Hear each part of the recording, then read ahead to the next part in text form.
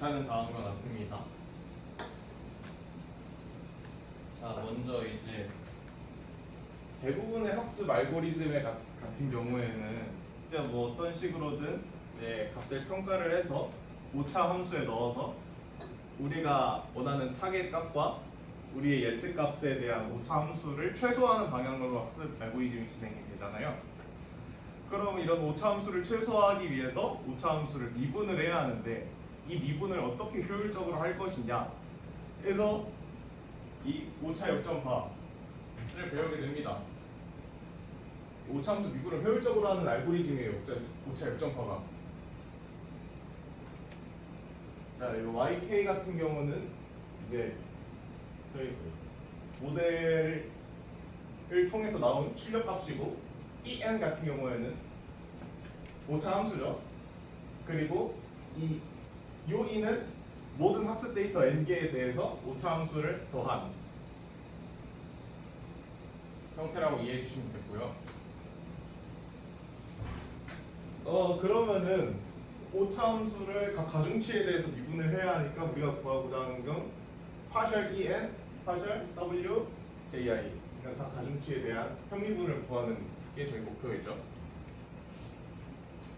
이거를 이제 체인 룰 통해서 y n j랑 y n j로 이제 쪼개서 편미분을 진행해주게 되면은 얘는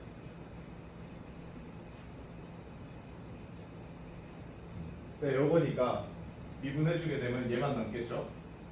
k가 j번째일 때만 남아서 그래서 ynj 빼기 tnj가 나오고 얘도 마찬가지로 앞에 있는 대로 평균분 해주게 되면 xnj가 남습니다. 굳이 막 수식을 적을 정도로 어려운 부분은 아니라서 그냥 넘어가도록 하겠습니다. 얘가 이제 출력층에 대한 미분값이고 좀 더 일반적으로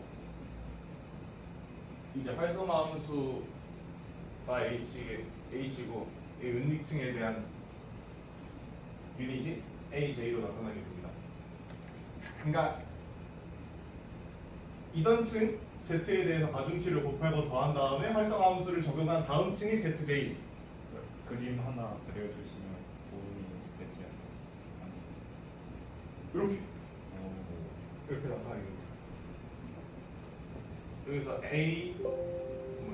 ai에 대해서 활성화 함수 h를 적용해서 zi가 되고 그거에 대한 가중치를 곱해서 그 다음 층 이런 식으로 순전파가 이루어지는 거죠.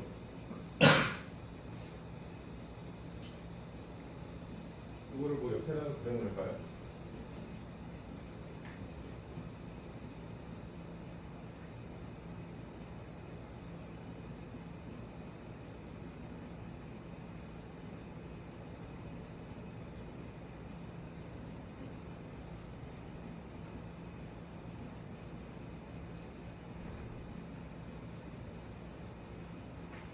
이렇게만 간단하게 그려도 될 것 같은데 일단은.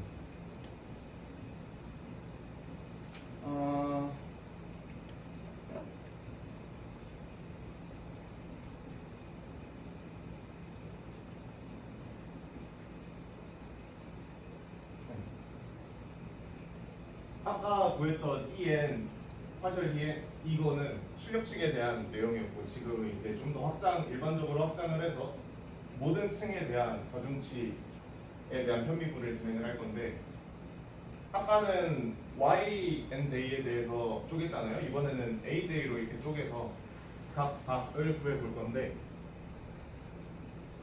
표기상 편의성을 위해서 이 델타 J를 파셜 EN, 파셜 AJ로 정의를 합니다.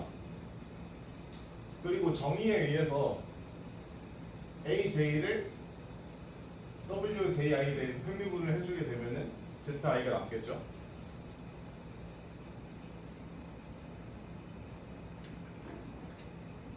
왜냐하면 AJ가 저렇게 구해지니까.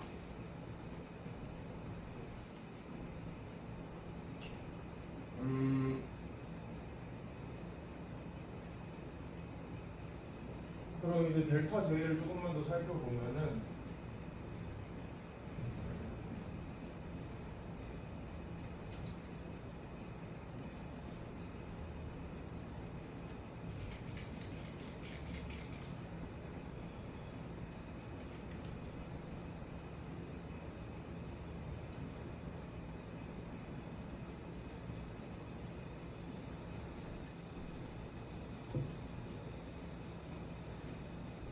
델타 J가 파셜 EN, 파셜 AJ로 정의가 되고 얘를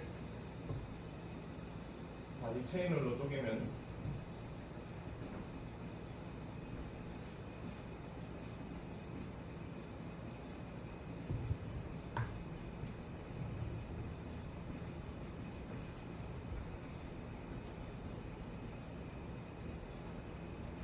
이렇게 됩니다. 이 K는 Z랑 오차함수 사이에 있는, 그러니까 Z래. J 다음 층에 있는 유닛들 AK는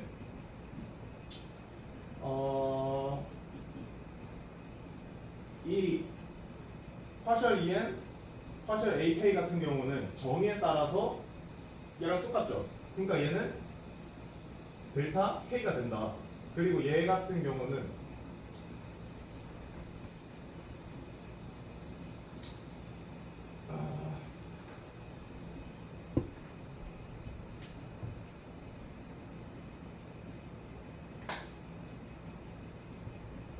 A가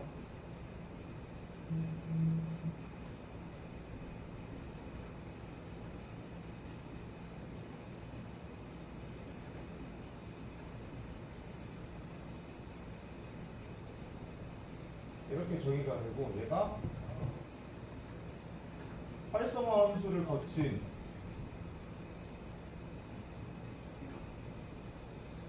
AK는 이렇게 나타낼 수 있죠. 그러니까 AK를 AJ에 대해서 평균분을 해주게 되면은 이렇게 쓰는 게 낫거든요. AJ에 대해서 평균분을 해주게 되면은 얘는 K, WKJ H 프라임 AJ 얘가 남습니다. 그래서 저 K에 상관없는 H 프라임 AJ는 밖으로 나오게 되고 WKJ랑 델타 K만 남아서 결국 이 델타 J를 델타 K에 대한 제규식으로 표현을 할 수가 있다. 즉 제규식으로 표현할 수 있다는 건 이제 출력층 구해놓고 역전해가면서 제규적으로 다 구할 수 있겠다는 거죠. 혹시 질문 있을까요? 넘어가겠습니다. 자, 그래서 이제 역전파의 기본적인 흐름은 이렇게 되고 정리를 잠깐 하고 넘어가면은 이제 입력 벡터 xn을 모델에 넣어서 순전파라고 하죠. 순전파 시켜서 모든 유닛, 그러니까 히든 유닛이랑 출력 유닛에 대한 활성화 값을 다 구하고 그 순전파를 맞췄으면은 아웃풋에 대한 유닛 델타 K를 전부 다 계산을 해줍니다.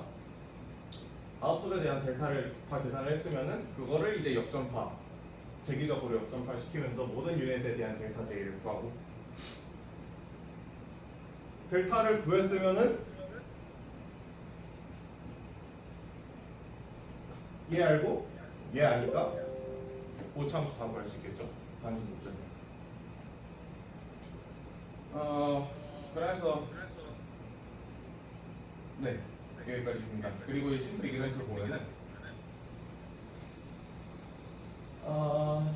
그러니까 이런 형태의 모델이 있다고 하고 아웃풋에 대한 출력 함수는 그냥 선형 별 적용 없이 그냥 선형 액티베이션 펑션을 사용했고 이 히든 유닛에 대한 액티베이션 펑션은 로지스틱 시그모이드를 적용했습니다.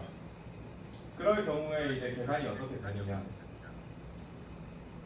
활성화 함수가 이제 이렇게 되고 얘를 미분을 하면은 이런 식으로 표현이 되죠. 이거는 뭐 그냥 고등학교 미분이니까 굳이 증명 없이 넘어가겠습니다.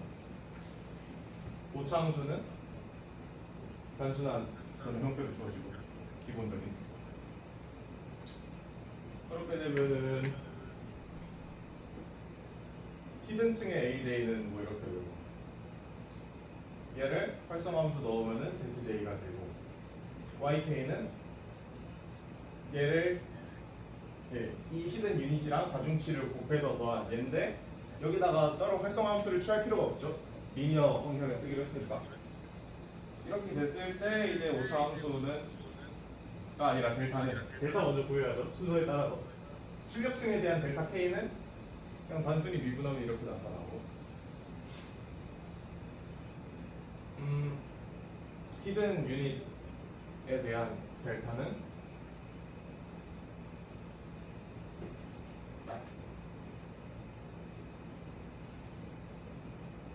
그냥 이 공식에 단순히 대입을 해주게 되면은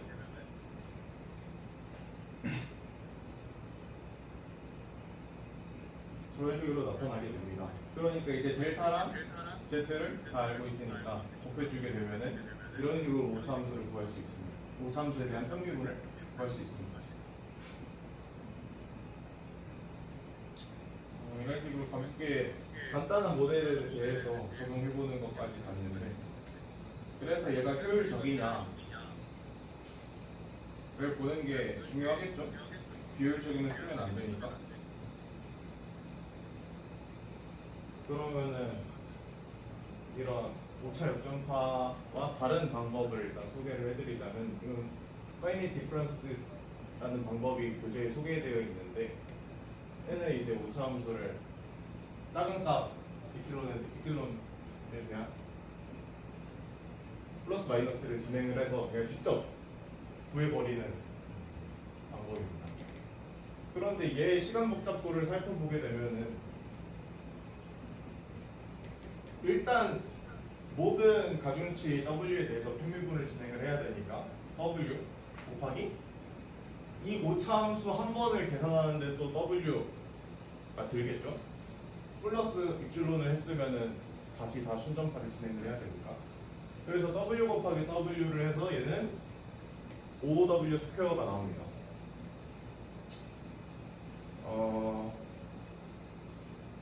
네, 이건 이 정도만 알아두시면 될 것 같고 이게 뭐 네, 넘어가겠습니다. 그럼 이제 오차 역전파의 시간 복잡도는 어떻게 되냐?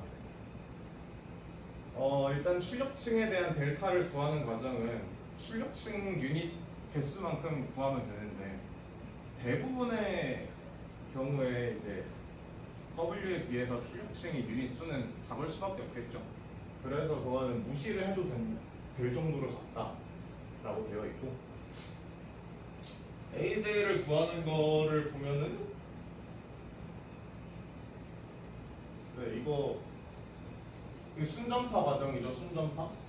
그리고 뭐 W만큼 횟수가 이루어질 거고 Z도 마찬가지고 그래서 얘는 총 순전파는 OW.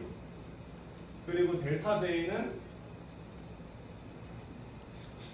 네, 델타 J도 이제 재규적으로 진행이 되잖아요. 델타 K에서부터 시작을 해서 재규적으로 진행이 되면은 당연히 거꾸로 가는 가중치 연결 수만큼 재규적인 계산이 이루어질 테니까 당연히 OW. 그리고 마지막으로 구현 Z랑 델타를 곱하는 거는 얘도 당연히 델타만큼 곱해야 되니까 얘도 OW. 총 OW다. 너무 쉽죠? 그래서 이렇게 오차 역전파를 통해서 네, 오차 함수의 미분을 효율적으로 하는 방법에 대해 알아봤는데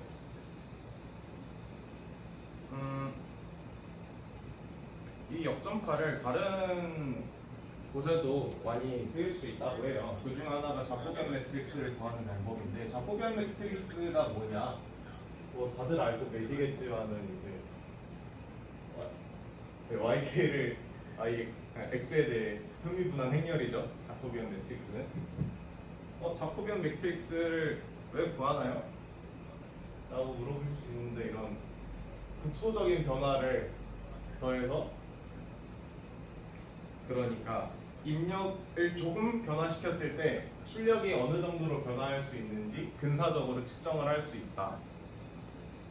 이거 외에도 쓸모가 여러 가지 있겠죠, 당연히.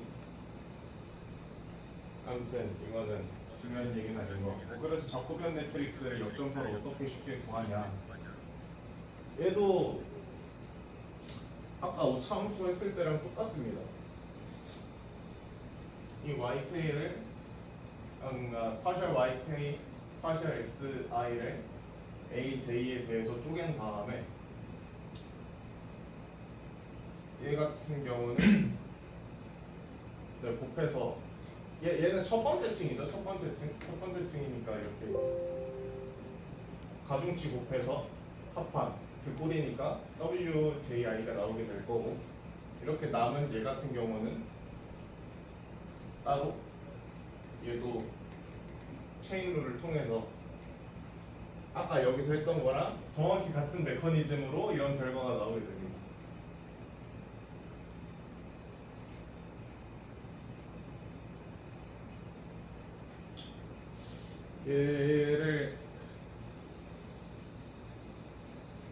얘는 아까 했던 거랑 진짜 똑같은 아이디어라 얘를 따로 증명할 필요는 없을 것 같습니다. 체인룰에서 썸에서 체인룰 적용시킨 다음에 재기적으로 이렇게 하는 게 메커니즘이 똑같아서 여기까지 하고, 마지막으로 헤이션 매트릭스에 대해서 조금 설명드리고 발표 마무리할 건데, 헤이션 매트릭스는 그러니까 헤이션 매트릭스는 이 오차함수를 두 번 미분한 꼴이 되고, 두 번 미분을 했으니까 각 가중치에 따라서 W 곱하기 W 크기의 행렬이 나오게 되겠죠. 헤이션 매트릭스는. 헤이션 매트릭스를 왜 구하나요? 라고 교재에 크게 네 가지 이유가 적혀 있었는데, 첫 번째 이유로는 비선형 최적화 알고리즘에 쓰인다. 실제로 저번 수업 때도 헤이션 매트릭스가 쓰였었죠. 두 번째로 이제 학습 데이터를 조금 변경시키고 재학습하는 기반을 제공한다고 해요. 이거는 저도 이게 공부가 확실히 되지 않아서 구체적으로 어떻게 쓰인다는 건지는 잘 모르겠습니다. 나중에 나올 것 같아요. 그리고 세 번째, 네 번째는 헤이션 매트릭스의 인버스 매트릭스를 사용해서 중요하지 않은, 그러니까 모델에서 중요하지 않은 가중치를 식별하거나 라플라스 근사의 핵심적인 역할에도 쓰인다. 헤이션 매트릭스의 역행력이죠. 헤이션 매트릭스를 그럼 어떻게 구하냐? 교재에 한 3개인가 4가지 방법이 나와 있는데, 저는 이 첫 번째 방법만 소개해드리고 발표 마치겠습니다. 왜냐하면 얘가 제가 지금까지 발표한 내용이랑 조금 흐름이 비슷한 것 같아서. 대각근사라는 건데, 대각근사가 뭐냐, 이 헤이션 매트릭스 행렬에 대각 성분만 남기고 나머지 성분을 그냥 0으로 취급한다는 거예요. 왜 0으로 취급하냐? 아까 세 번째, 네 번째는 헤이션 매트릭스에 인버스 매트릭스를 사용한다고 했는데, 이 대각 성분 빼고 다 날려버리면은, 그러니까 대각 행렬로 만들어버리면 역함수 구하기가 너무 쉬워지겠죠? 그냥 역수치하면 되니까. 그래서 그러면 대각근사를 어떻게 하냐? 대각근사니까 이렇게 제곱항으로 쓸 수 있겠죠? 따로 분리시키지 않고.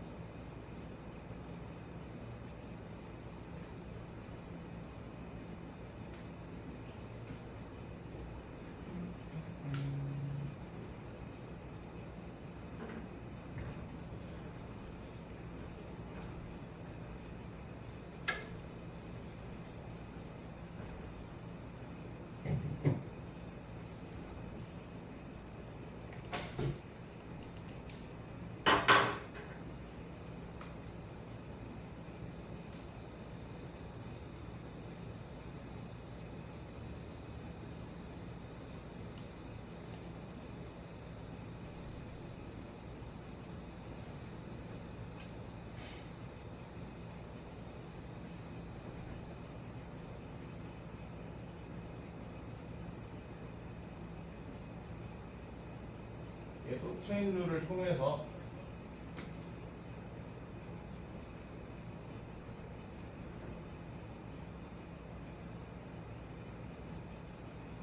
이렇게 쪼갤 거고, 얘 같은 경우에는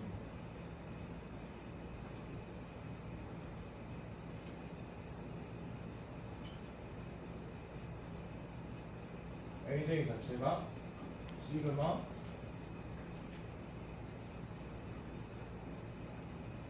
이렇게 나타나니까 얘를 WJI에 대해서 미분한 결과는 ZI가 되겠죠. 그러니까 얘는 ZI 스퀘어가 되고, 결과적으로 우리가 구할 대각형렬의 헤이션 매트릭스는 성분은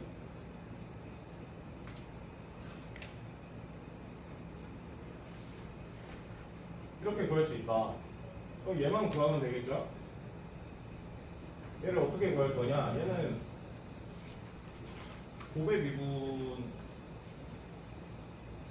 통해서 구해요.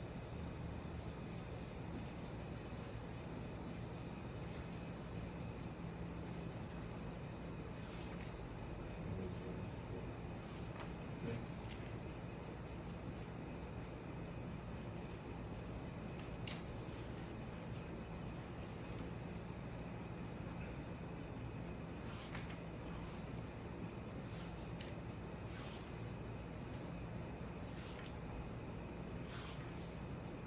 이 파셜 EN, 파셜 AJ 아까 어디서 많이 봤죠? 얘가 델타 J.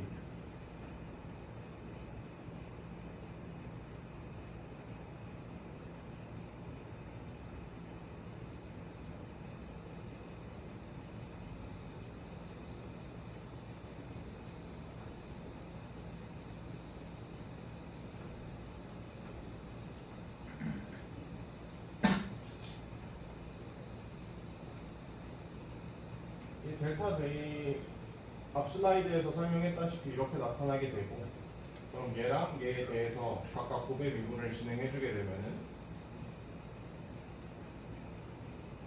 얘에 대해서 AJ에 대해 미분하는 건 너무 쉽죠? H2' AJ 나머지 그대로 가지고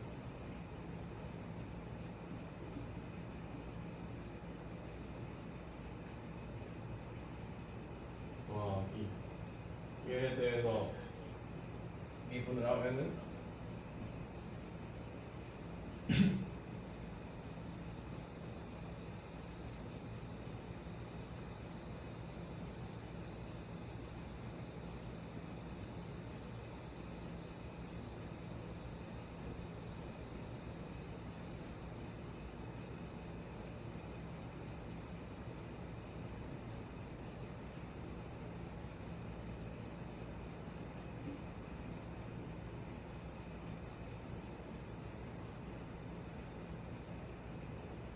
미분이 속에 들어오면서 이렇게 되는데, 얘를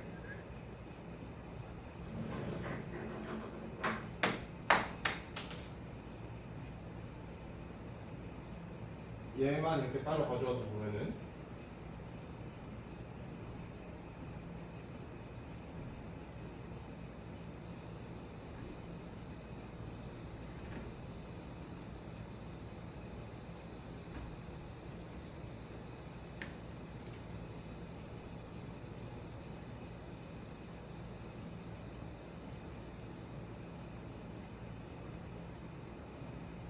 또 체인룰로 분리를 해서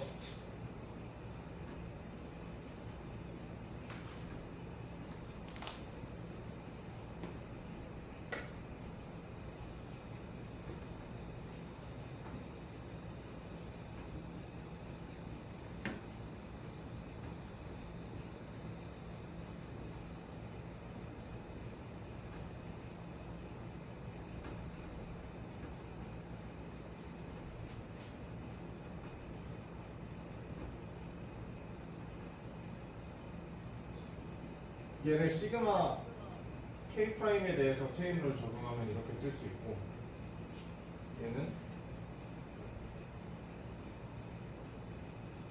얘는 또 아까 나왔다시피 그 저번 슬라이드랑 비슷한 메커니즘으로 H 프라임, A, J 다 나오고,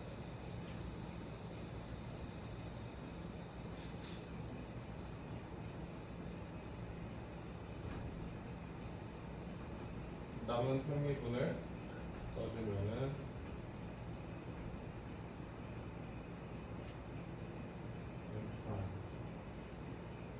이렇게 얘를 이렇게 쓸 수 있습니다. 그러니까 결과적으로 보이나?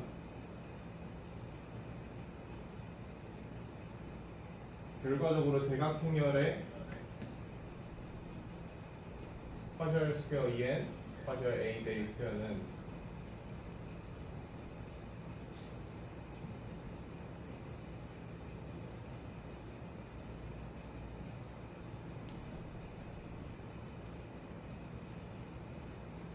얘 더하기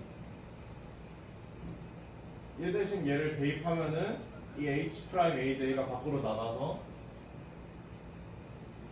AJ 제곱 시그마 K 시그마 K 프라임 WKJ WK 프라임 J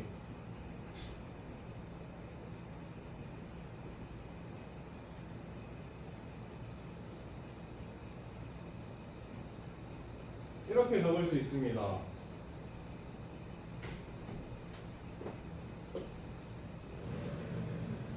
결과랑 똑같죠? 근데 우리가 대각성분을 무시한다고 했으니까 이 항에서 이 K랑 K 프라임이 다른 경우를 제외할 수 있겠죠? 그러면 좀 더 간단하게 쓸 수 있을 것이고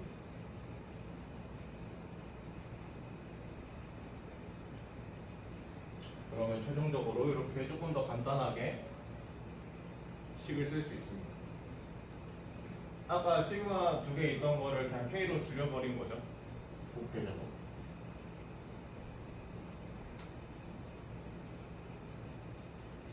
여기까지입니다. 질문 혹시 있으실까요? 시험 검사할 때 네. 대각 성분이 아닌 부분을 다 0으로 바꿔가지고 했던 게 저 마지막 식에서 그냥 K랑 K 프라임이 다를 때는 다 제어시켜 놓는 거잖아요. 네네. 근데 그렇게 했을 때 값이 좀 많이 변할 수도 있을 것 같은데 해시한 아 네, 맞습니다. 네. 그게 교재에도 그런 한계가 명확하게 나와 있어요. 대부분의 해시한 매트릭스는 비대각 행렬이다. 그래서 좀 이런 대각 근사를 할 때는 좀 신중하게 생각을 하면서 사용하래라라고 교재에도 적혀 있었습니다. 얘기하시나요? 질문 또 있을까요? 없으면 마치겠습니다. 고맙습니다. 그러면 시작을 하겠습니다.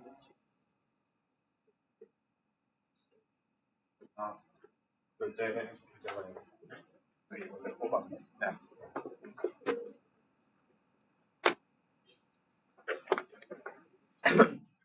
네, 이번 시작을 하겠습니다. 이번 연습 문제? 연습 문제들이 난이도가 확 뛰었어요. 사실 뭐 1장 때도 그렇게 쉬운 문제는 많지 않았는데 5장부터는 뭐 2장은 좀 많이 테크니컬한 게 많아서 내가 건너뛴다고 했었는데 2장은 좀 적분 가지고 요기하는 게 많아가지고 일부러 제가 건너뛰었고요. 그런 거는 이제 관심 있으신 분들만 풀어보시면 될 거고 네. 근데 5장에 이제 벽에 부딪히신 분들이 많으실 텐데 여기부터는 현대수를 참 많이 써요. 정말 많이 써요. 근데 문제는 이게 현대수를 하던 사람도 벽을 느낄 거예요. 왜냐면 이제 그런 게 나오거든요. 예를 들어 행렬 A가 있으면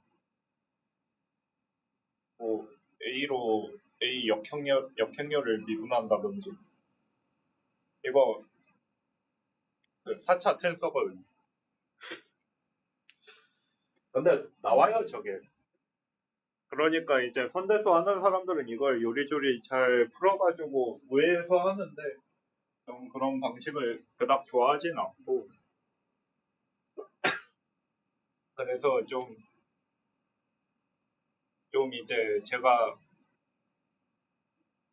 물리학과에서 배운 방법들 몇 개를 사용해서 좀 전개를 할 거고요. 근데 네. 그리고 시작하기 전에 좀 아까 이제 이거는 그냥 분위기 환기용으로 하는 건데 그 자코비안 할 때 막 자코비안의 IJ는 뭐 라운드 YI, 라운드 IJ, XJ잖아요. 근데 이거 전 처음 봤을 때 되게 많이 생각을 했거든요. 이게 해보면은 뭐 라운드 X1, 라운드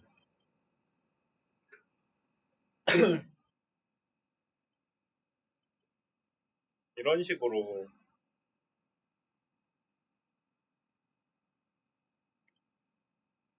네, 여기까지만 적을게요. 일로 가면 X가 증가하고 일로 가면 Y가 증가하거든요. 써보면. 근데 내가 처음 볼 때 이거를 생각을 많이 했어요. 왜냐면 이거 바뀌어도 되는 거 아닌가? 왜 일로 가면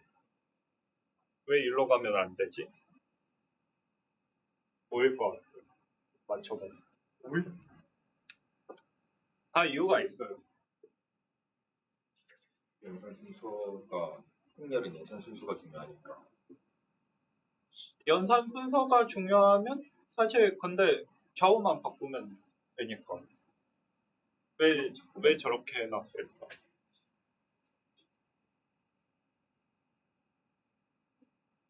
저한테 이게 엄청난 미스터리여서 황램프 교수님한테 물어보셨는데 교수님이 모르겠다고 그랬는데 사실 많이 하다 보면 이제 자연스럽게 알게 되는 그런 종류의 질문인데 아무거나 던져봐.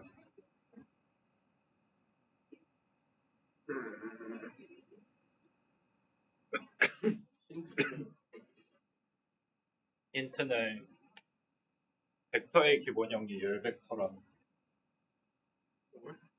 왜 기본형이 열벡터였어? X에 대한 방식을 넣은 게 Y. 더 강한 힌트를 주자면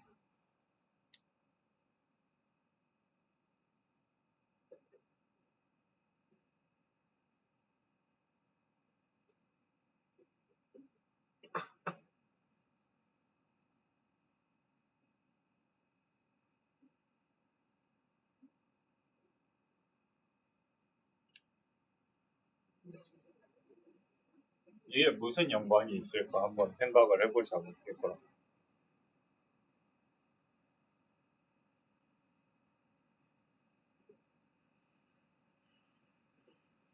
정답은 10초 뒤에 오는데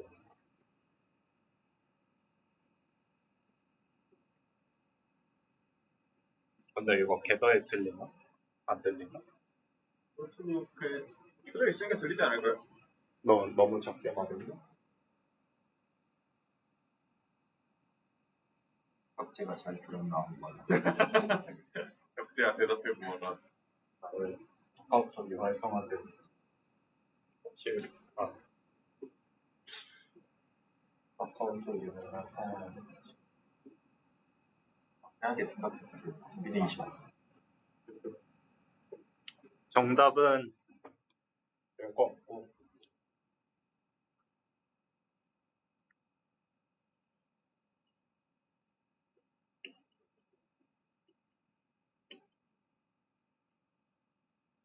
알았는데. 이거예요. 이게 나중에 가면은 dx도 벡터가 되니까 여기에 붙이거든요. 뭐 이건 엄밀한 설명 뭐 그런 건 없어요 그냥.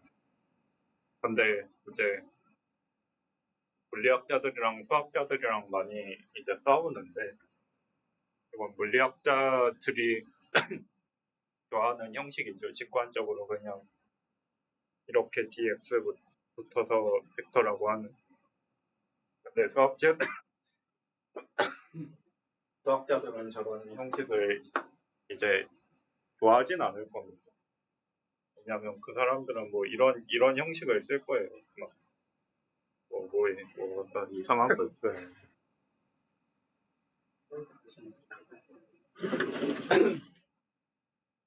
그래서 결론은 이게 이런 식으로 전개를 하기 위해서 열 벡터가 기본이니까 자코비안 오른쪽에 dx를 붙이기 위해.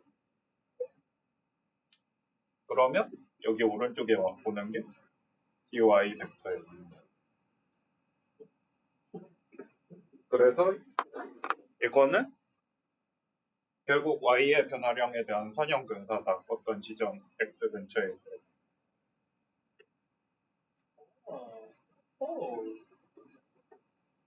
의미는 그래요. 그래서 저게 다 아까 내가 했던 거랑 비슷하네. 결국에 다 이런 게 있고 이제 여기에 뭐 오른쪽에 이상한 게 붙을 수도 있잖아. 이제 2분의 1 뭐 하지마. dx t 뭐 h dx 뭐 이런 저것도 어디서 봤을 거예요. 저번에 봤던 것 같은데. 저거. 벡터 행렬 저 시기 맞는지 모르겠는데 대충 저런 시기였는데. 하얗게 차근서. 그럼 이제 진짜 시작하겠습니다.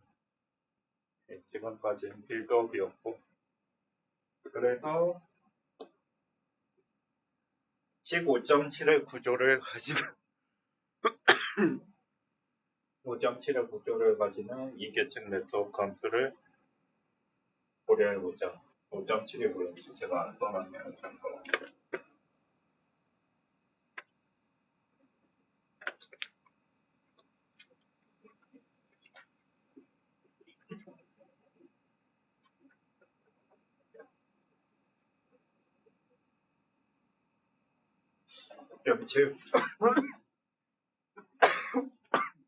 좀 복잡한데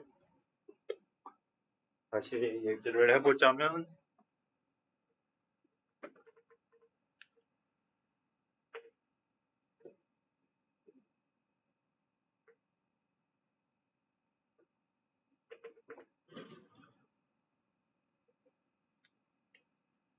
좀 간략하게 쓸게요.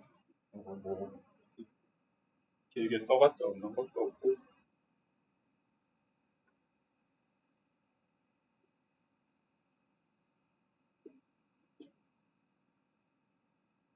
제가 풀 때 이거를 고려를 제대로 안 한 것 같은데 뭐 결과는 크게 안 바뀔 거라.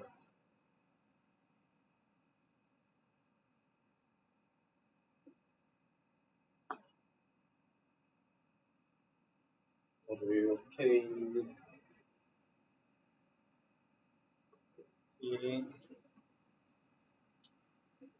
어떻게 해야 돼? 그닥 엄밀한 표현은 아닌데 그냥 이렇게 합시다.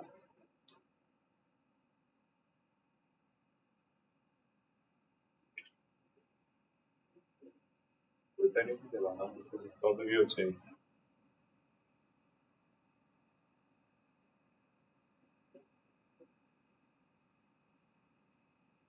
이게 많은 표기법들이 정말 헷갈리는 경우가 많아서 이제 뭘 다 지키면서 하면 또 식을 못 쓰거든요. 그래서 좀 어쩔 수 없는 부분이 있어요. 물론 이제 강의 자료 이런 거는 되도록 지키면서 만들어야 되긴 하는데 보통은 못 지키죠. 특히 공대에 있는 분들은 특히나 돌아가면 그만 그런 경우가 많기 때문에 듣는 사람이 더더욱 이해가 어려워지는 그런 상황이 많아지는데 이건 안 되겠구나. 네. 근데 뭐 이거 내가 복잡하게 써놨는데 뭐 사실은 별건 없죠.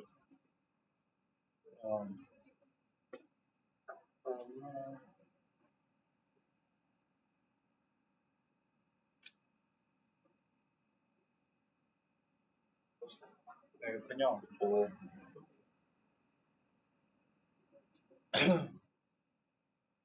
뭐 대충 아시죠? 이겁니다. 그리고 여기 가운데 나눠서 보통 가운데 나눠서 여기가 H고 여기에 시그마 보통 이렇게 표시를 하죠. 그래서 이건데 다시 문제로 돌아와서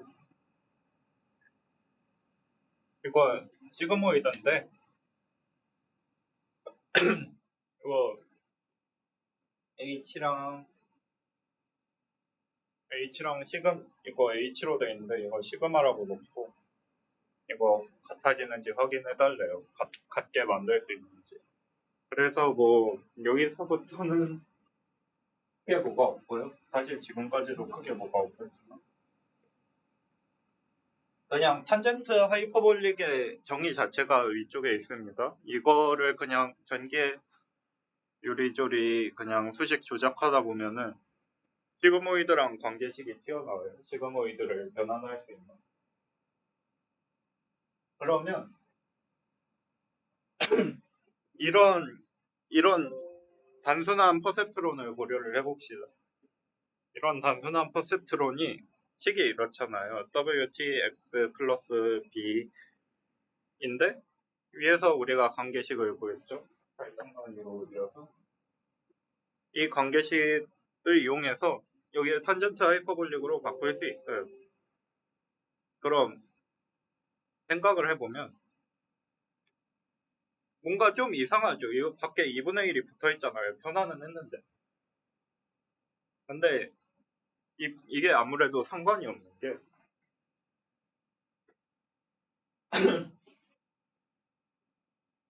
이게 아무래도 상관이 없는 게 지금 우리가 구한 네트워크 구조는 이래요.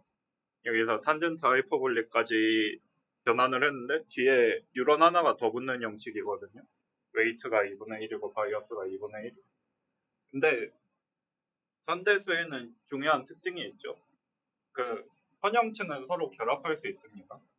이게 무슨 소리냐면 여기에 어떤 선형층이 있으면 선형층이 있어서 변환을 한다고 쳐요. 여기에서는 W는 2분의 1이고 바이어스인 2분의 1이면 뒤에 있는 웨이트랑 그냥 뒤에 있는 다른 웨이트랑 결합을 해서 완전히 다른 웨이트로 그냥 이 결합된 웨이트를 표현할 수 있거든요. 그게 어렵게 말했지만 단순하게 말하면 선형성. 네, 단순하게 말하면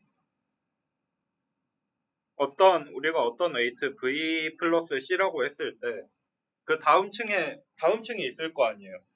다음 층에 있죠. 다음 층에 웨이트가 V고 바이어스가 C라고 해봐요.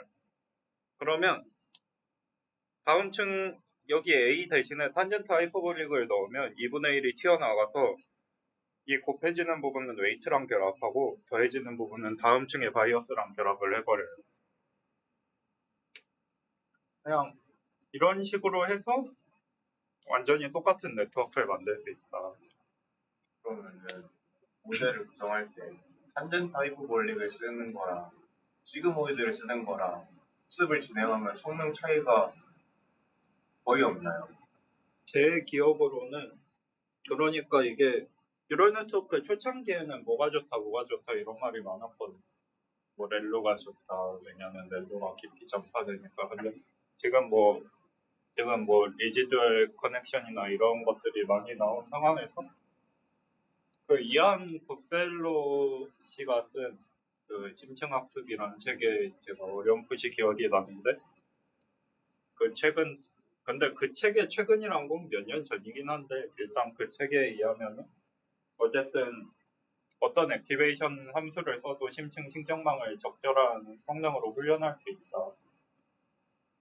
근데 이제 뭐 아무래도 좀 그런 건 있을 거예요. 그럼에도 불구하고 이제 막 그런 거 있잖아요. 90막 뭐 베이즈 에러라고 하는 이론상 성능의 최대치가 95%면 막 93에서 94 간다든지 이럴 때는 액티베이션 다 바꿔가면서 테스트를 할 텐데 그런 건 이제 휴리스틱의 영역이고 이론상으로는 좀 예측이 어려운 부분이 있죠. 왜냐하면 이런 건 사실 데이터 자체의 형태랑도 관련이 있는 거예요.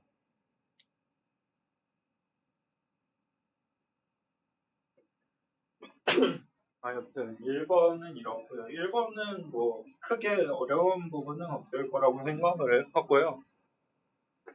2번으로 넘어갑시다.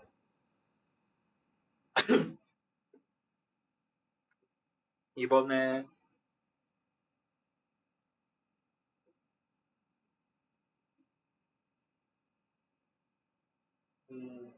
5.16의 조건부 분포 아래에서 각 다중 출력값 유럴 네트워크의 가능도 함수를 최적화하는 것.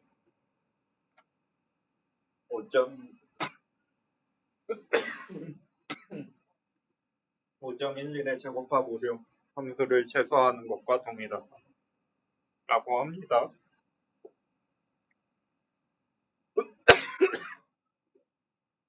이게 지난 책의 예전 부분에 나와서 기억을 못 하시는 분들이 있을까봐 짚고 넘어가자면 그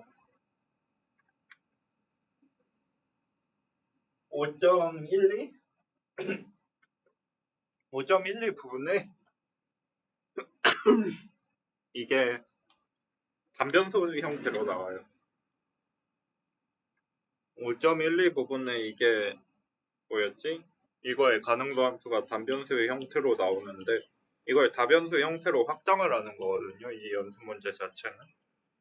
근데 다변수라는 게 보면 알겠지만 여기서부터 선대수가 많이 튀어나오고요. 상당히. 이게 5.12인데 근데 이 정도 만약에 여러분들이 좀 이론적인 부분을 잘 이해하고 싶다고 하면 좀 건드려야 되는 어쩔 수 없는 부분이라고 할 수 있습니다. 그래서 그 여기서 이제 책에 있는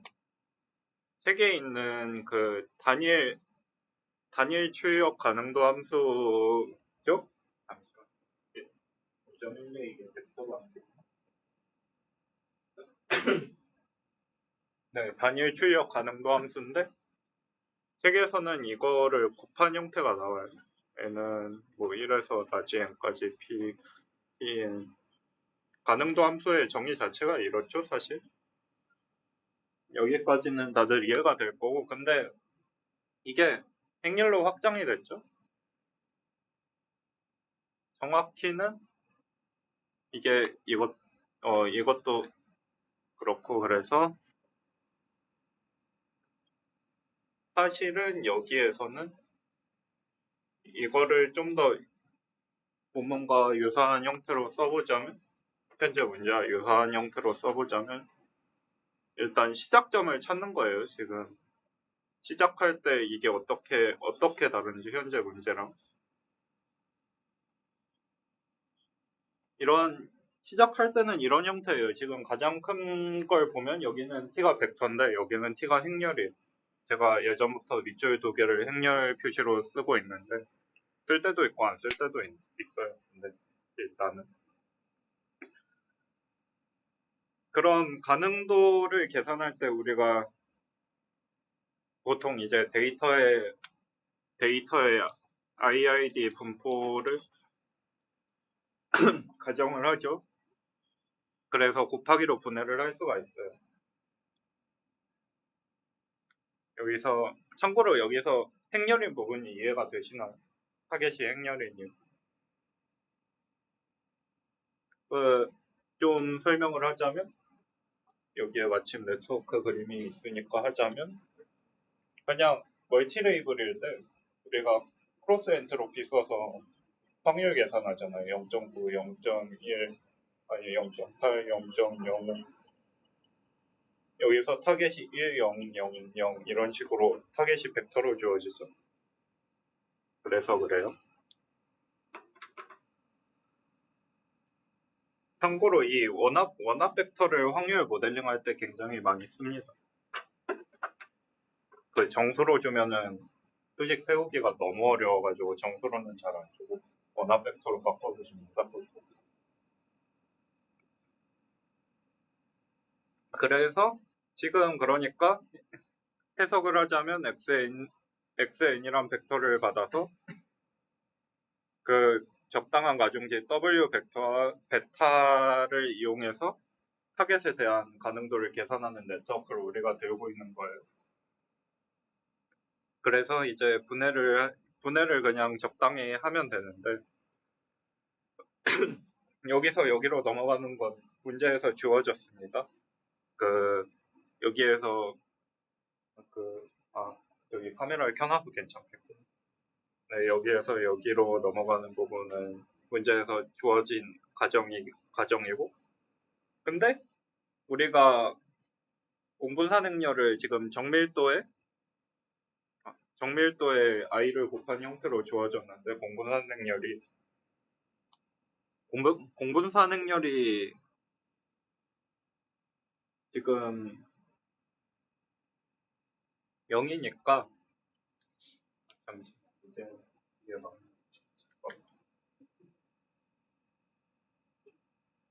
이렇게 하면 안 돼.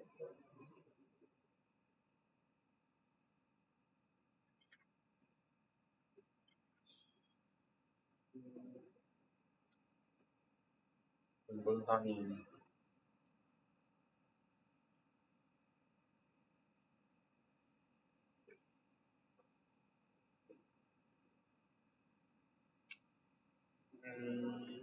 잠깐만.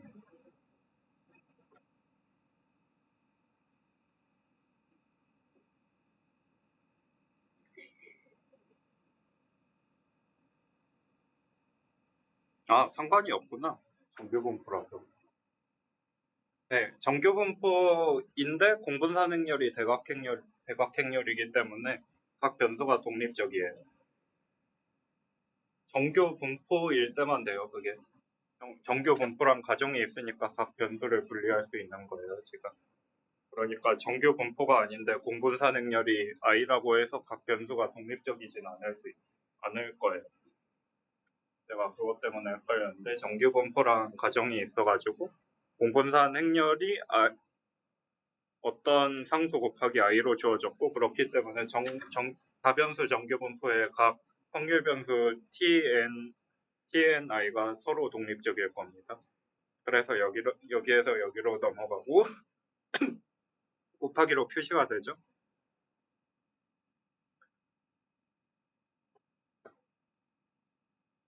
그래서 문제 자체가 어떻게 바뀌냐, 여기에 로그를 씌우면 문제 자체가 바뀌고요. 그래서 기억 안 나시는 분들을 위해 여기 식을 적어놨는데 정규분포 원래 식은 뭐 이런 식으로 돼 있고 로그 씌우면 이런 식으로 나옵니다. 그래서 이거 여기 대입하면 그대로 나오고 근데 이걸 최대화하는 문제거든요. 지금 가능도를 최대화하는 문제인데 여기 마이너스가 있으니까 최소화 문제랑 똑같아요. 그리고 W의 디펜던트한 부분만 가져오자면 나머지 다 무시해도 되고 이 제곱이 붙어있는 항만 가져올 건데 이 부분도 시그마도 지금은 최적화의 대상이 아니니까 빼버리고 그러면 이 부분만 남고 결국에 이런 식으로 나오는데 잘 보면은 여기 i번째 항들 각각에 대해서 빼서 제곱을 하고 있죠. 그걸 다 더한 거니까 각 벡터의 원소의 차이를 제곱해서 더한 SS이고 그럼 이게 그 벡터의 차에 대한 벡터의 이 L2 노름의 제곱이라고 할 수 있습니다. 네, 여기까지 질문 있으신가요? 아마 걸렸다면 아마 걸렸다면 여기에서 여기 넘어갈 때 아니면 시작점 자체를 못 잡았을 수도 있고요. 네, 그럴 겁니다. 질문 있으시면 네. 근데 뭐 크게 어려울 부분은 없어요. 아이디어만. 네, 3번으로 넘어가겠습니다. 이게 원래 제가 풀이 있는 거는 안 하기로 했었는데 풀이가 대부분 없더라고요. 그것도 있고 제 생각에 이쪽은 풀이가 있어도 풀어보는 게 나을 것 같아요. 그러면 9.3으로 넘어가서 다중 타깃 변수 회귀 문제라고 합니다. 뭐 아까 봤던 이런 타깃이 여러 개인 회귀 문제라고 할 수 있죠. 그래서 타깃이 여러 개인 회귀 문제에 원합 벡터를 주면 우리가 보통 이제 분류 모델이라고 하고요. 우리가 로지스틱 리그레션이라고 하는 것들은 사실은 회귀가 아니라 분류 문제에 가까운 문제들이고 타깃 변수들의 입력 변수 x에 대한 조건부 분포가 다음 형태의 가우시안 분포라고 가정을 해보자. 뭐 여기까지는 별거 없는데 아까랑 딱 하나 달라요. 여기 시그마로 바뀌었어요. 여기 시그마로 바뀌었어요. 여기는 시그마가 아니었죠. 여기는 제 기억으로는 좀 위로 올려보면 여기에 원래 아까까지는 베타 마이너스 1 i가 들어있었죠. 여기에서 또 해보래요. 근데 이게 좀 강력한 가정이다 보니 아까는 쉽게 나왔는데 이젠 쉽게 안 나와요. 좀 많이 슬프게. 그래서 이거는 안 해보셨다면 몸을 좀 많이 비틀어야 됐을 텐데 왜냐면 그 뒤에 책 뒤에 어펜딕스에 있는 공식이 몇 개 쓰이거든. 일단은 그래서 따라가 봅시다. 뭐 여기 부분은 아까랑 똑같이 n개 배치에 대해서 가능도를 곱하는 거고 그리고 이거는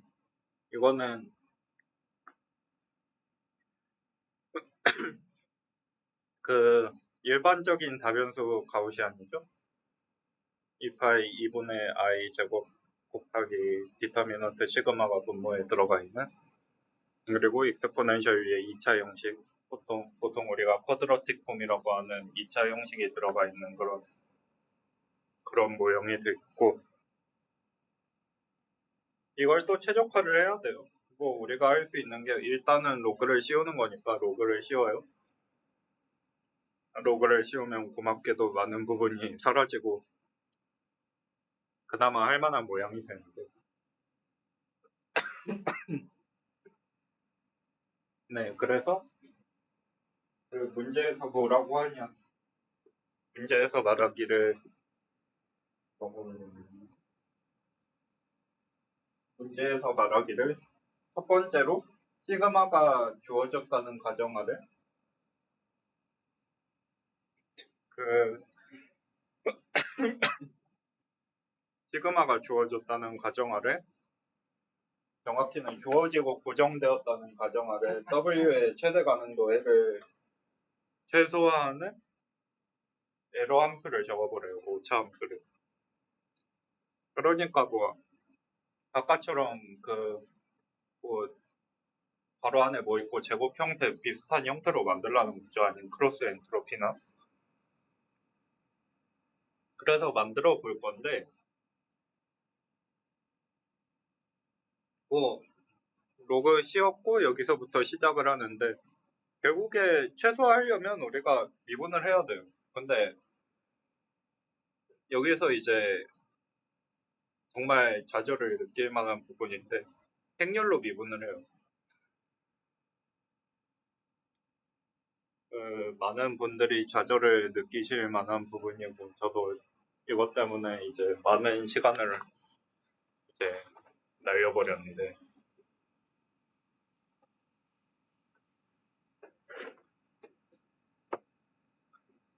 행렬로 미분을 사실 이제 우리가 이 부분을 지우는 게 낫겠다. 우리가 일반적으로 이제 현대사에서 미분을 할 때는 저런 방식으로 할 때는 사실 현실적으로 볼 때 대부분 그냥 다 전개해서 미분을 해요.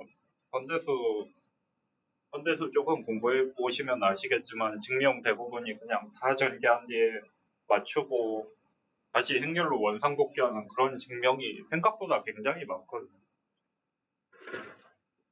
그 말은 우리가 이제 이거를 분해해서 하는 그런 일들이 굉장히 많을 거라는 의미고 근데 그렇게 하긴 도저히 싫거든요. 그래서 이제 일단은 그렇게 하기 전에 할 수 있는 부분부터 해봅시다. 할 수 있는 부분인데 일단은 이 로그 디터미넌트 시그마는 일단 값이 뭔지는 모르겠지만 일단 스칼라고 이 부분은 행렬이니까 스칼라를 행렬로 미분하면 행렬이 나올 거예요. 이거는 뭐 굳이 말을 하자면 여기 a라는 게 있고 sa라는 함수가 있으면 라운드 a p큐브의 라운드 fa는 이거는 P열과 P행과 Q열이 있을 거예요. 이것까지는 뭐 아마 다들 객관적으로 다 아실 거고. 그래서 이 부분은 행렬이니까 일단 우리가 갖다 쓸 수 있고 고맙게도 교재 부록 C.28에 이 식이 적혀 있어요. 이거 미분하면 A의 마이너스 트랜스포즈라고.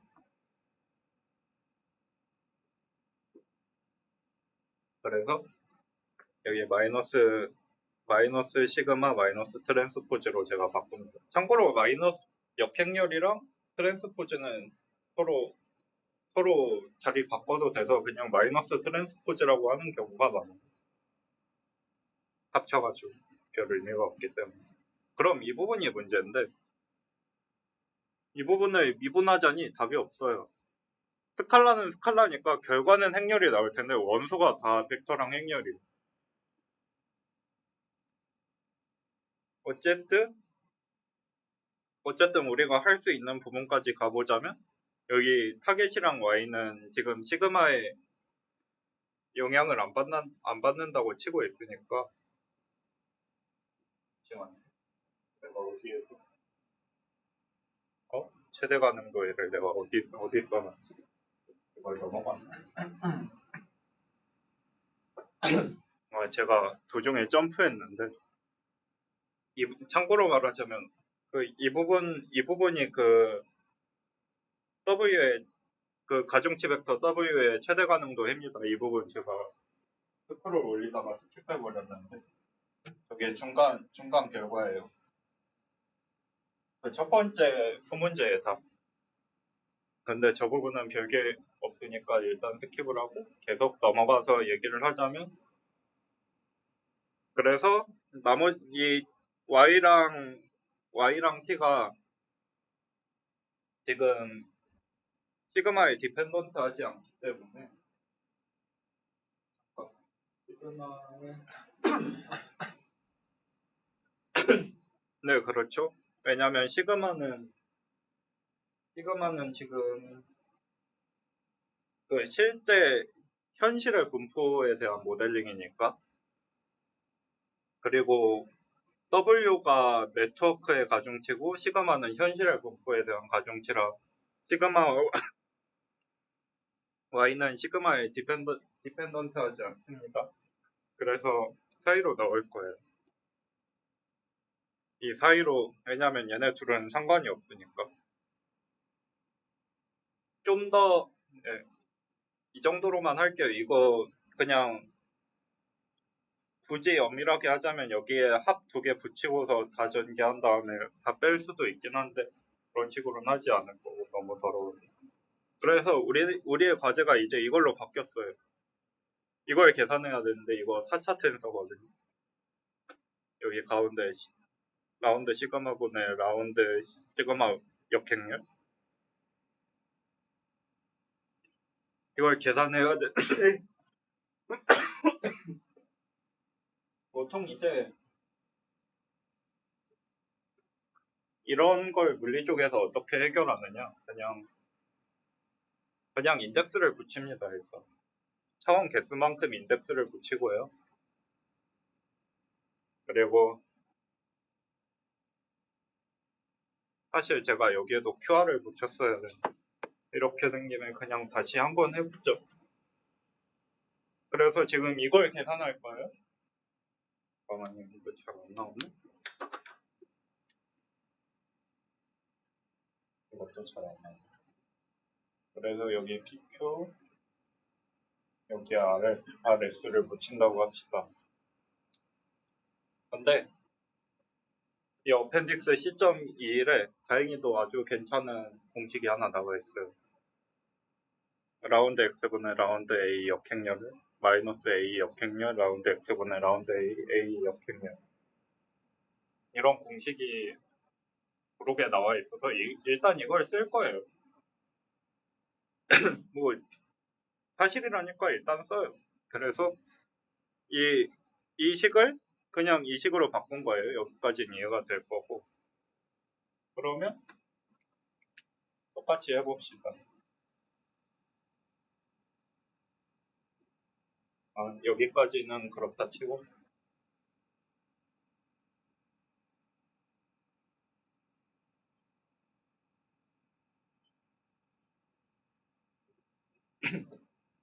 근데 여기서부터 좀 문제가 발생해요.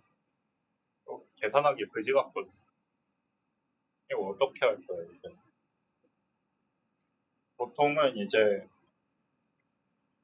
흔히 말하는 아인슈타인 서메이션 컨벤션이라고 하는 그 우리가 행렬 곱을 할 때 합을 너무 나타내기 귀찮아요. 혹은 텐서나 행렬을 곱할 때 그럴 때 쓰는 방법인데 제가 예전에도 몇 번 썼는데 본격적으로 쓰는 건 이번이 처음일 거예요. 그래서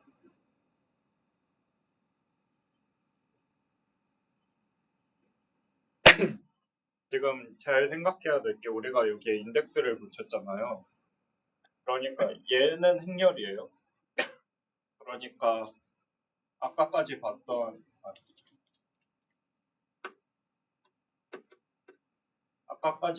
이 친구 있잖아요. 이 친구는 4차 센서고 얘는 4차인데 근데 얘는 지금 인덱스가 2개 붙었으니까 우리가 2개로 줄였어요. 인덱스를 일단 이렇게 붙여서 차원을 낮추고 시작을 할 거예요. 그러면 여기는 이제 우리가 흔히 보던 행렬식이 되는 거고 그래서 이제 우리가 하고 싶은 건 얘 RS번째 원소를 찾고 싶어요. 우리가 지금 이걸 하고 싶어요. RS번째 원소를 찾으면 행렬을 찾는 거니까 뭐 사실 상관이 없죠. 지금 4차 텐서니까 인덱스 4개 붙을 거고. 그러면 여기서 어떻게 해야 되냐? 생각해보면 행렬고 마무리해도 행은 유지돼요. 첫 번째 행렬고 막 여러 개 해도 ABC 해도 첫 번째 행렬의 행의 개수랑 마지막 행렬의 열의 개수는 유지가 되죠. 중간이 다 사라질 뿐. 그러면 우리가 할 건 뭐냐? 일단 얘한테 R을 붙여요. 첫 번째 인덱스. 그리고 여기에 이제 범위 인덱스라는 걸 붙일 거예요. 범위 인덱스. 그냥 가짜 인덱스예요. 임시로 붙이는.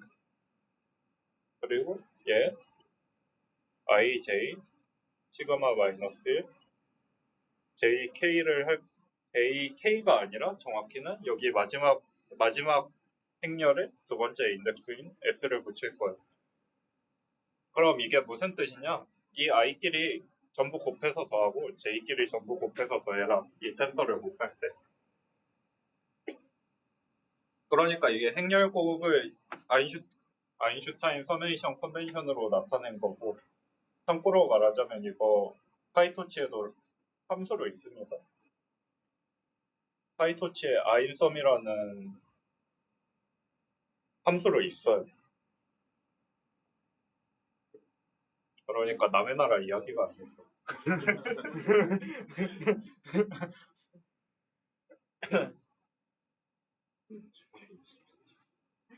근데 이제 이걸 보면은 이거는 사실 이거를 좀 더 들여다보자고. 이거 라운드 큐. 근데 이게 이거랑 같죠. 이거는 뭐 직관적으로 이해가 되실 거예요. 얘는 스칼라니까 어차피. 결국 IJ 인덱싱 하면 얘밖에 안 바뀌잖아. 그럼 근데 이거는 뭔가 계산할 법하죠. 자기 자신을 미분한 건데 계산할 법해 보이지 않아. 그럼 이걸 어떻게 계산하느냐? 그냥 뭐 예를 들어 우리가 A에 3행 4열의 원소가 있다고 쳐봐요. x 3 4 4,4 그럼 x가 변하면 x만 변화시키면 x의 3행 4열 빼고는 a가 안 변할 거예요. 그러니까 자기 자신만 1이겠죠. 그리고 나머지 0일 거예요.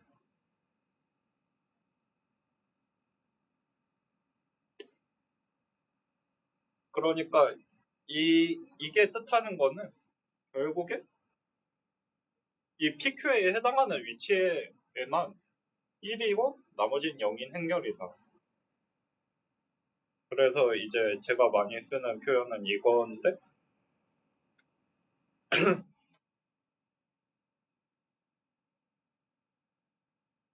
QJ 혹은 이제 현대수식으로 좀 더 써보면은 EP EP 좀 그런데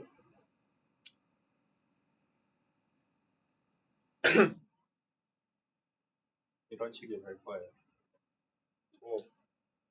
그리고 얘는 크기가 I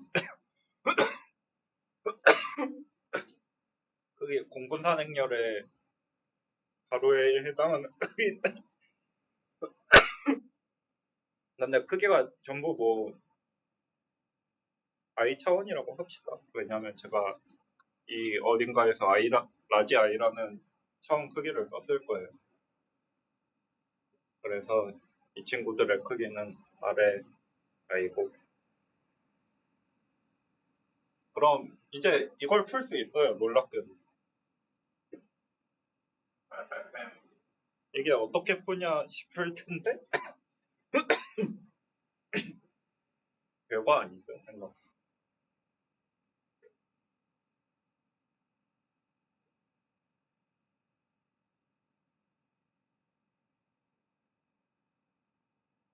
그러면 이제 RS가 아니라 RI. 그러네. 아야. 자, 이게 괜찮은 징조예요. 왜냐하면 수업이 아니라 세미나를 따라가고 있는 사람이 있어야 질문을 하기 때문에 아무도 질문을 하지 않으면 아무도 못 따라가고 있거나 너무 쉽거나 둘 중 하나인데 너무 쉽진 않아요.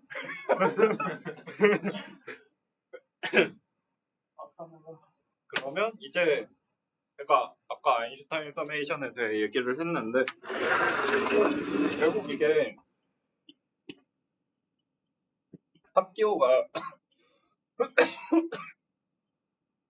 합기호가 숨어 있는 거거든요. 그래서 숨어버린 합기호를 다시 살릴 거예요.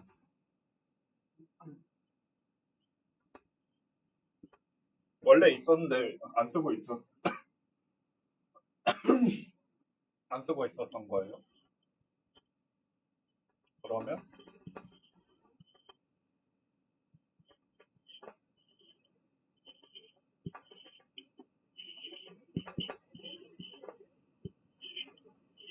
이런데 근데 제가 이거 예전에도 설명드렸지만 P는 I일 때만 1이고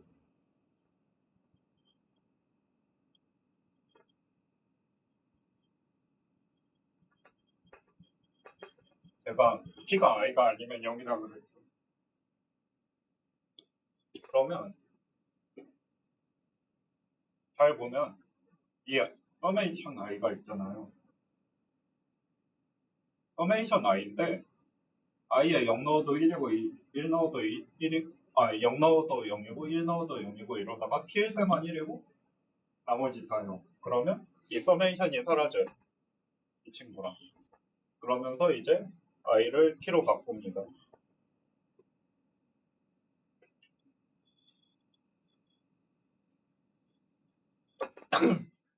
그러면 이 친구도 마찬가지로 J를 사라지고 얘를 Q로 바꾸고 얘가 사라져요.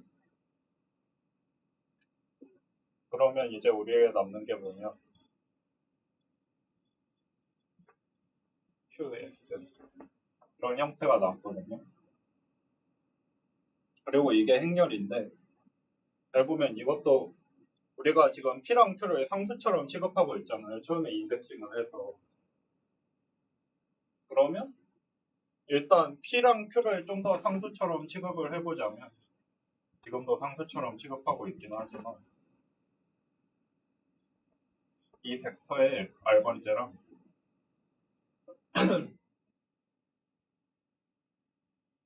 이 벡터의 이거 전체가 하나의 벡터예요. 지금 q 번째 열을 가져온 건데 어차피 이거 대칭행렬이니까 공분하행렬은 대칭행렬.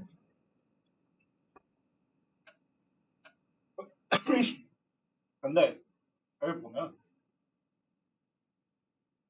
보면 얘 고정하고 얘 증가하면 얘 인덱스 나와. 이게 옆에 놓고 보면 좀 더 명확해지는데 이게 선대수식으로 나타내잖아요. 얘는 행이고 얘는 열이에요. 아까 우리가 지금까지 보였죠. 그럼 선대수식으로 나타내면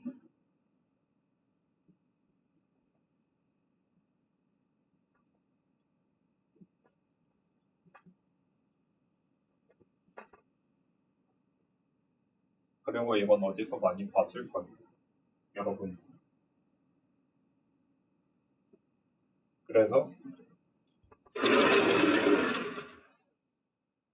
그래서 이게 결과적으로 이거다.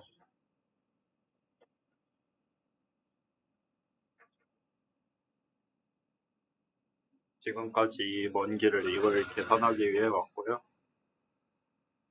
아, 마이너스가 도중에 사라졌네. 뭐 약간 뭐 조립할 때 나사 하나 빼먹는 것만 마이너스 빼먹어야 진정한 계산을 할 수 있다고 생각을 합니다.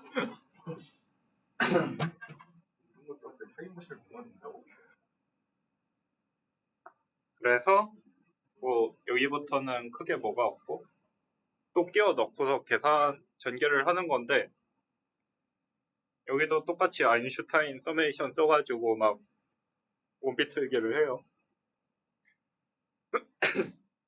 잘 보면 여기 I 도입하고 여기 J 도입해서 거드로틱 폼 만들었고요. 그래서 쭉 전개를 하면은 아까 오른쪽에 잠깐만요. 오른쪽에 뭐가 있었지? 이거 있잖아요. 이거 생각해보면은 얘는 n이랑 관련이 전혀 없죠. 그러니까 그냥 n 곱해서 바깥으로 빼줄 거예요. 지금 우리가 까먹고 있으실 가능성이 높겠지만 지금 최대 가능도 계산하고 있거든요. 시그마 지금 많이 돌아왔는데 시그마의 최대 가능도 계산하다가 이것까지 미분까지 하고 다시 돌아온 거예요. 그러면 돌아와서 이제 최대 가능도 만들기 위해 는 0, 미분하고 는 0을 다시 풀 거예요. 이 방정식을. 근데 그럼 이 친구 얘네 의존 안 하니까 밖으로 라지엔 곱하고 밖으로 빼줘요. 서메이션 사라지고. 그리고 이쪽만 남는데 이제 아까 했던 서메이션 다시 추가해주는 작업이고요. 별거 없지.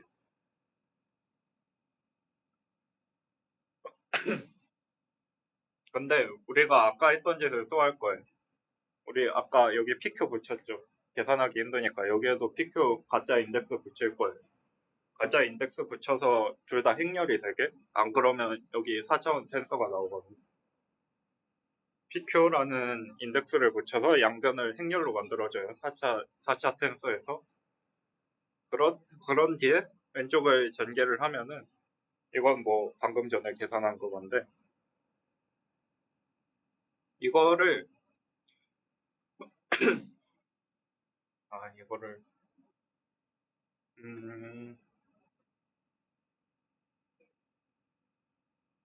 이게 결국에 이런 형태인 건 뭐 아까도 여기 트랜스포즈가 있었으니까 이게 원래 내적에서 출발했다는 걸 생각해보면 이 부분은 그러려니 하고 넘어갈 수 있을 거고 식 재배열을 직접 해보셔도 되고요. 근데 그 아시겠지만 이거의 원래 형태가 XT 이거 들어가고 X였잖아요.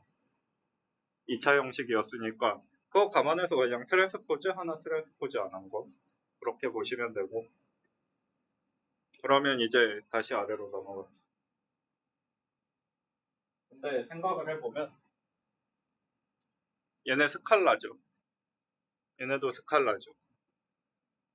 그러면 얘네 트랜스포즈에도 똑같아요. 스칼라니까. 어차피 내적이거든. 내적은 A.B는 B.A니까 똑같고 그러면 얘 트랜스포즈하고 보면은 모양이 어디서 많이 보던 거예요. 그래서 이 부분은 제가 이거 쓰는 줄 알았는데 안 쓰는 거고 이 부분은 스킵하면 될 것 같고 결국에 이거 재배열을 하면은 시그마 마이너스 1, 시그마 마이너스 t가 양쪽에 붙은 이런 식이 됩니다. 이거는 하나는 행벡터, 하나는 열벡터에서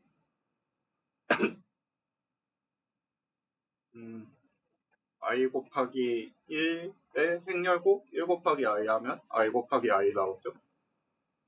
그런 형태예요. 그러니까 얘네가 행렬이죠 지금. 얘네도 행렬이고 얘도 행렬이고 얘도 행렬인데 근데 잘 보면 행렬은 선형이니까 지금 오른쪽 변은 위에서 계속 내려오는 거예요. n 시그마 마이너스 t는 양변의 왼쪽에는 시그마를 곱해주고 오른쪽엔 시그마 트랜스포즈를 곱해줘요. 그럼 얘는 사라지고 여기에 시그마가 곱해져요. 그리고 오른쪽에 시그마 트랜스포즈 곱하면 시그마 트랜스포즈는 얘랑 사라져서 단위행렬이 돼요. 그러면 오른쪽에 시그마만 남고 여기에서 시그마가 사라지거든요. 그럼 이제 끝이에요. 드디어. 이제 여기서 라지 n으로 나눠주면 이게 나오게 됩니다. 근데 2분의 1이 마음에 안 드는데 2분의 1이 도중에 사라져야 될 수도 있어요.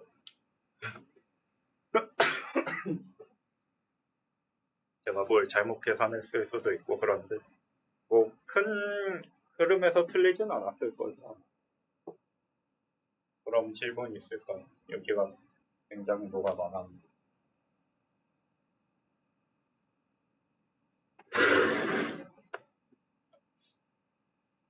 있으면 아니면 중간부터 못 따라온 건지 모르겠어요. 근데 사실은 이 4차 텐서에 그냥 인덱스 붙여서 차원을 내려버린다는 접근을 그냥 처음부터 하시면 그 뒤로는 그냥 원래 쓰였던 선형 대수 지식 가지고 이런 범위 인덱스 안 붙이고도 할 수 있을 거예요. 그럴 거고, 그럼 다음 문제로 넘어갈 건데 5.4는 제가 못 풀었어요. 그러니 다음 주에 하고 5.5 할게요. 5.4는 제가 다음 주까지 풀어오겠습니다. 근데 방금 전에 보셨으면 아시겠지만 푸는데 시간이 좀 걸려가지고 어쩔 수 없어요.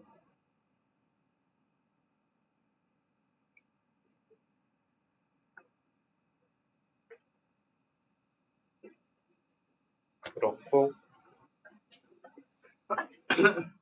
야 벌써 시간이 이렇게 벌써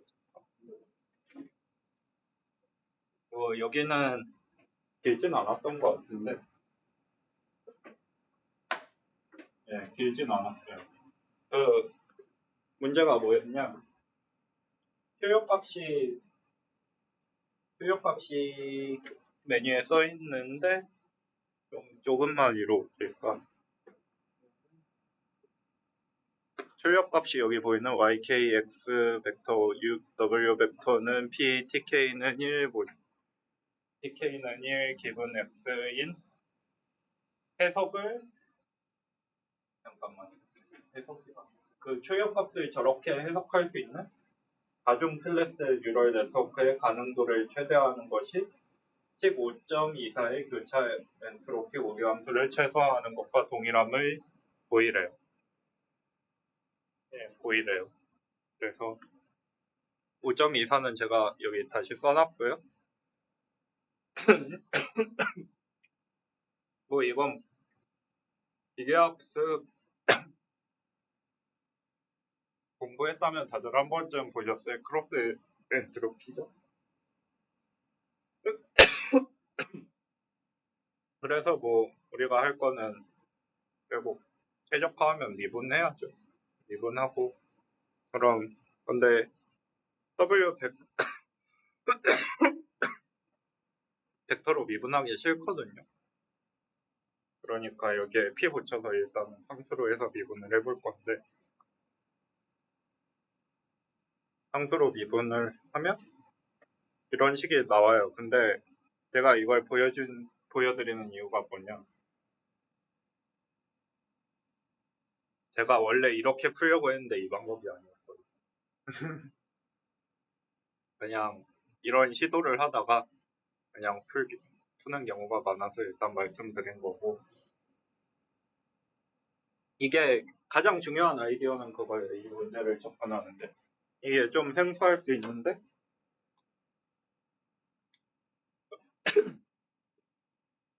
이게 있잖아요.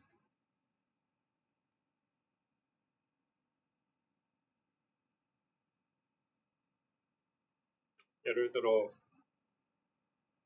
TN이라는 게 있다고 해봐요. 어떤 이벤트를 나타내는 레이블이 있는데, 이벤트가 일어나면 1이고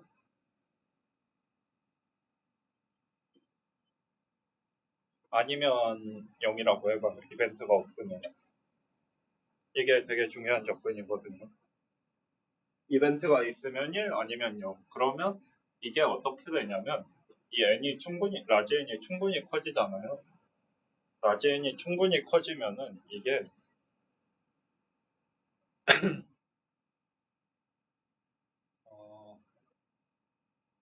n 곱하기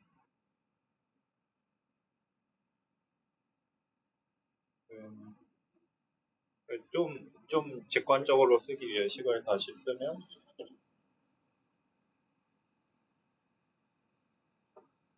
근데 이게 잘 생각해 보면은 이거 라지 n개 중에 이벤트가 몇 번 일어났는지를 세는 개수예요. 라지 n의 트라이만큼 중에 이 이벤트가 1인 경우에만 더해주니까 결국 이게 뭐냐면,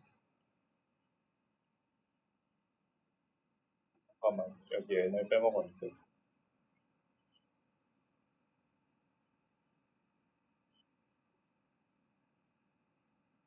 이게 정보이론에도 쓰이는 접근법이고 정보이론에서 어디에서 쓰였는지 모르겠는데 그쪽에서도 쓰였던 접근법이에요. 그래서 이게 사실은 n이 많이 크면 거의 같다. 이걸 왜 하냐? 그래서 여기서 제가 이걸 하고서 이 tnk를 바꿔봤어요. n이 충분히 크면은 이 tnk를 이걸로 바꿀 수 있어요. 이제 이걸로부터 알 수 있어요. 근데 이렇게 보니까 우리 t가 위에 있고 y가 아래에 있죠. 이거 어디서 본 모양이잖아요. 이런 거 어디서 봤어요? 지금 y를 분포로 해석하고 싶다고 했죠. p분의 y. y를 분포로 해석하고 싶다고 했을 때 k의 다이버전스. 그러면 k의 다이버전스 로그 안에 이런 항이 나오잖아요. 이게 y가 아니라 q고. 그러면 처음으로 돌아가서 이거 k의 다이버전스면 우리가 애초에 미분을 할 필요가 없는 게 k의 다이버전스는 그 최소화되는 조건이 있고 뭔지 알아요? 두 분포가 같아야 돼요. 두 분포가 같으면은 k의 다이버전스가 0이거든요. 정확히는 0이 아니라 최소화되는데 0 맞구나. 크로스 엔트로피랑 헷갈리는데 그럼 위로 가서 얘를 k의 다이버전스로 재해석해 보자고요.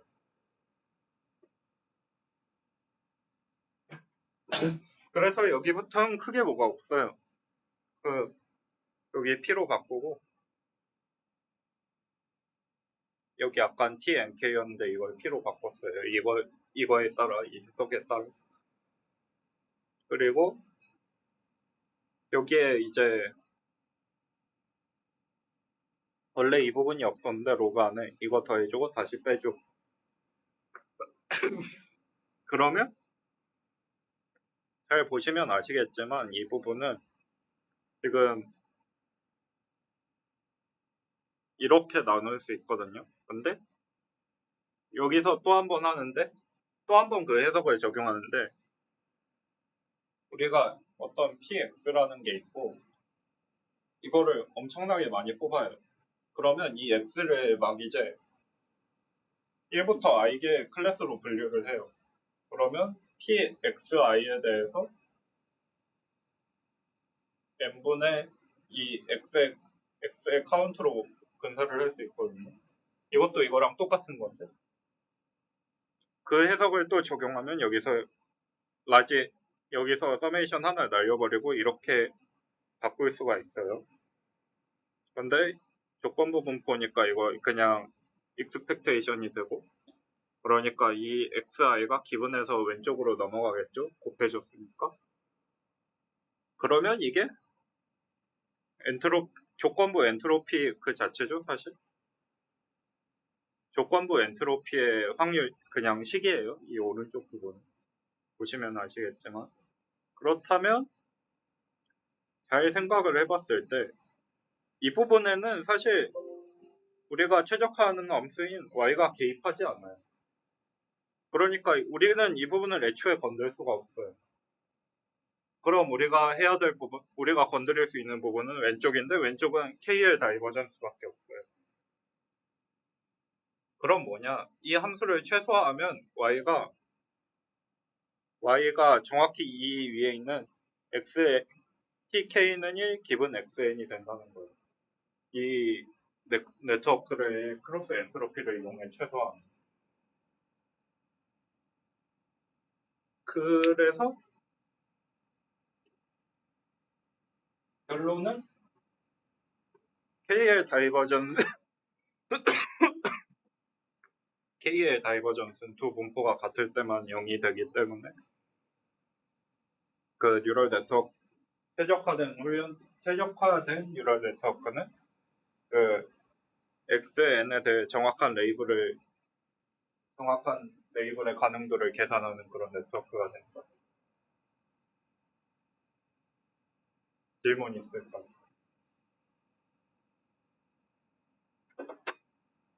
제가 발표를 생각보다 오래 했는데 그럼 마치도록 하겠습니다. 네, 수고하셨습니다. 그럼 다음 주에 보요.